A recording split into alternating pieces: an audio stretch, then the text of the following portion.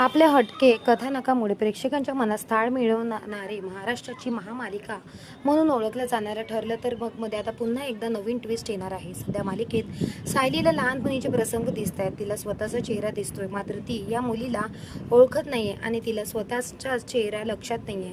त्यामुळे मालिका पुढे सरकत नाहीये. दुसरीकडे सचिन आणि अस्मिता यांची घटस्फोटाची केस सुरू आहे, तर कोर्टात त्यांचे एकमेकांवर आरोप प्रत्यारोप सुरू आहेत. मात्र अशातच आता मालिकेत एक नवीन ट्विस्ट येणार आहे. मालिकेत एका नव्या पत्राची एंट्री झालेली आहे. मालिकेत या व्यक्तीची एंट्री आधीच झाली आहे.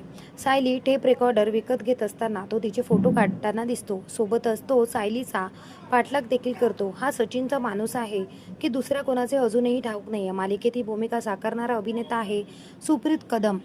सुप्रीत यापूर्वी झी मराठीवरील सावळ्याची जणू सावरी या मालिकेत दिसला होता. यात तो नीलची भूमिका साकारत होता. मात्र या मालिकेने लीप घेतल्यानंतर ही भूमिका मालिकेतून गायब झाली. त्यामुळे तो आता लग्नाची बेडी या मालिकेतही दिसला होता. आता तो ठरलं तर मग मध्ये दिसणार आहे.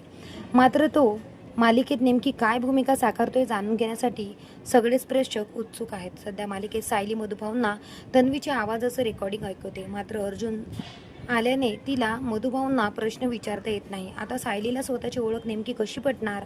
प्रियाची पुन्हा मालिकेत एंट्री कशी होणार? सचिन आता पुढे कोणता घाणेरडा खेळ खेळणार? याकडे आता प्रेक्षकांचे लक्ष वेधलं गेलेलं आहे. तर तुम्हाला याबद्दल काय वाटतं? आणि ठरलं तर मग ही मालिका तुम्हाला आवडते का? आम्हाला कमेंट करून नक्की सांगा. भेटूया बरं. धन्यवाद.